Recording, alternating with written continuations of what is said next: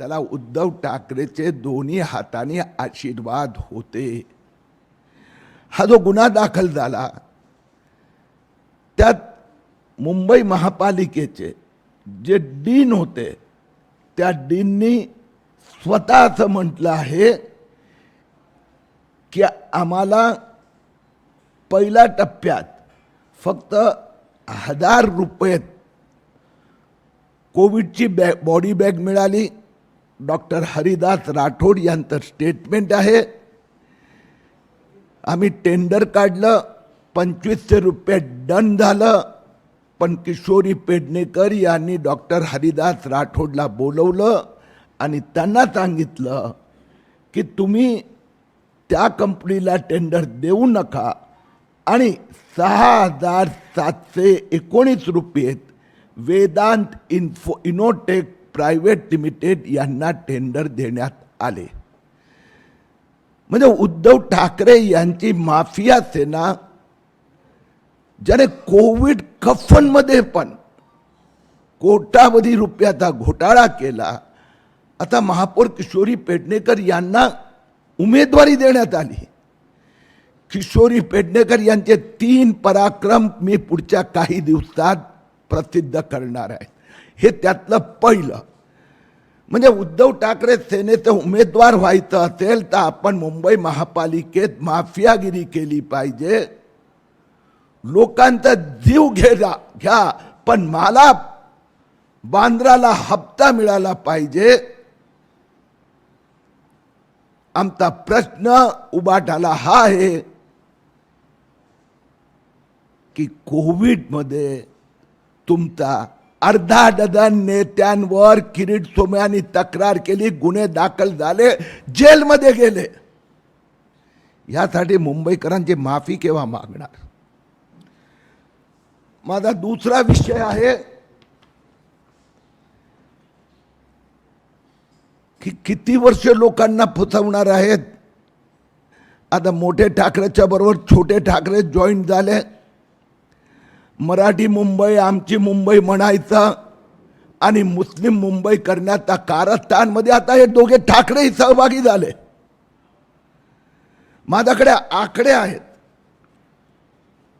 हे सेन्ससचे आकडे मी दाखवतो, सेन्ससचे, किरीट सोमय्याचे नाही। 1947 मध्ये ज्यावेळी विभाजन झालं, मुंबईमध्ये मुस्लिमांची संख्या 8.8% आणि आता त्याच सेन्ससनी दाखवलं आहे की ही जनसंख्या 2011चा सेन्सस मध्ये मुंबईत मुस्लिम 20.68%, 20.68%। हे मी नाही, 2011ची जनगणना आणि आत्ताचं प्रोजेक्शन आहे की 2025 मध्ये मुस्लिम लोकसंख्या 24.98% मुंबईत आहे। हेच उद्धव ठाकरे लोकसभेच्या वेळेला वोट जिहाद करत फिरत होते। भेंडी बाजार मध्ये जाऊन मस्जिद का FSI 4 कर देंगे, ते धारावीची अनधिकृत मस्जिद लेन जिहाद ठाकरे रात्री मैदानात उतरले, 25,000 मुस्लिमांचं नेतृत्व केलं। हे माझी मराठी मुंबई मुस्लिम मुंबई होत आहे, झाली आहे। किरीट सोमय्या नाही, अमित शाह नाही, टाटा इन्स्टिट्यूट ऑफ सोशल सायन्सचा रिपोर्ट आहे की 2050 मध्ये हिंदू 54% खाली आणि मुस्लिम हे 30% वर असेल। फक्त एवढंच नव्हे, जो मुस्लिमांचा प्रजनन दर आहे, फर्टिलिटी रेट, तो मुंबईत हिंदूंचा 1.3 आहे, मुस्लिमांचा 2.6 आहे, डबल, दुप्पट। आणि त्यानंतर उद्धव ठाकरेचे सहकारी नातेवाईक म्हणजे पॉलिटिकल नातेवाईक हे काय म्हणतात, MIM, SP मुस्लिम नेते म्हणतात किरीट सोमय्या क्या क्या जाता है, हम 26 बच्चे पैदा करें या 36 पैदा करें, हमारा लक्ष्य है। MIM वाले म्हणतात हमारा ये लक्ष्य है कि मुंबई का महापौर खान हो, पठानो या बुरखे वाली होगी ये किरीट तुम्हाला समजले. उद्धव ठाकरे आणि राज ठाकरे या विषयावर काय एक शब्द बोलत नाही. मुंबईत बंगाली ते धाड्या इतक्या मोठ्या संख्यावर अतिक्रमण एक शब्द नाही. या मुंबईला तुम्हाला खुर्ची तुमचा माफिया कॉन्ट्रॅक्टरचा हिस्सा महापालिकेतून येतोय म्हणून मुस्लिम मुंबई बनवण्याचं कडकारस्थान MIMचं असो, राहुल गांधीचं तो, उद्धव ठाकरेचं, राज ठाकरे, हे आम्ही महायुती सफळ होऊ देणार नाही.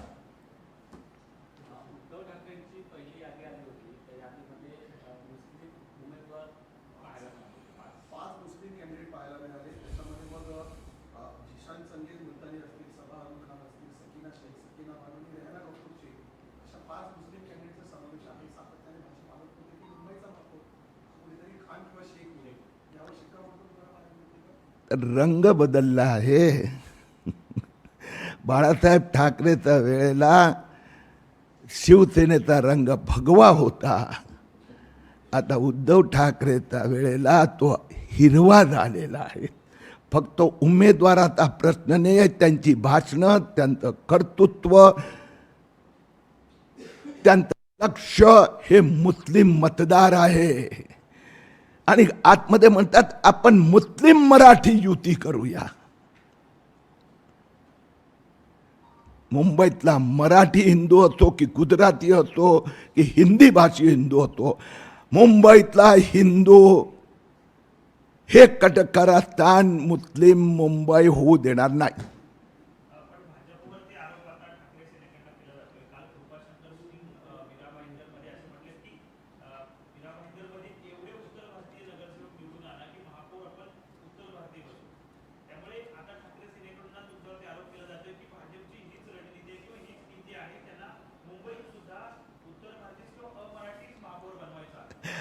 ते तुम्ही म्हणतो ना गंमत, त्यांना कधीतरी ठाकरेंना बोलू द्या ना.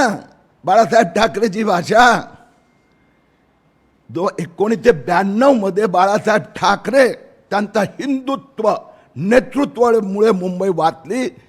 त्यात मुसलमानांच्या शरणागती उद्धव ठाकरेंनी स्वीकारली आहेत. उत्तर भारतीय असो, गुजराती असो, राजस्थानी असो, मराठी असो, हिंदू हिंदू आहे. आणि उद्धव ठाकरे महापौर नाही, महापालिकेतला माफिया कॉन्ट्रॅक्टरवर त्यांचं नेतृत्व पाहिजे. भारतीय जनता पक्षाचं लक्ष आहे की मुंबईचा विकास करायचा आहे. आम्ही देवेंद्र फडणवीस मुख्यमंत्री आहेत, जात नाही बघितली त्यांची. आणि म्हणून मुस्लिम मराठी युती करण्याचं कडकारस्थान उद्धव ठाकरेचं मुंबईकर सफळ होऊ देणार नाही.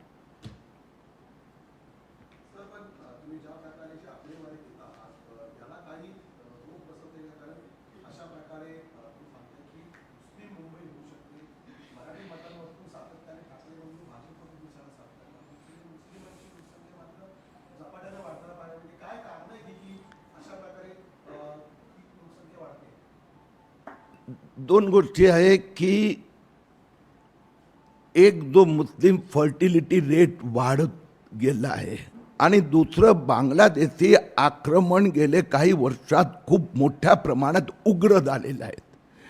आपण बघितलं की जागतिक जगात मोठे मोठे जे कॅपिटल टाउनशिप आहेत वेगवेगळ्या युरोपच्या देशांमध्ये पण हे एक षडयंत्र चाललं आहे.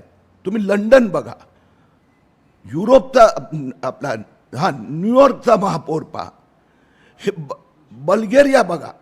आणि त्याचं आता भारतावर पण तेच की बांगलादेशमध्ये ते हिंदूंना मारतात आणि इथे बांगलादेशी घुसवतात. यासाठी राज्य सरकार असो, केंद्र सरकार असो, महापालिका असो, त्यांनी अधिक जागृत व्हावं लागणार आहेत.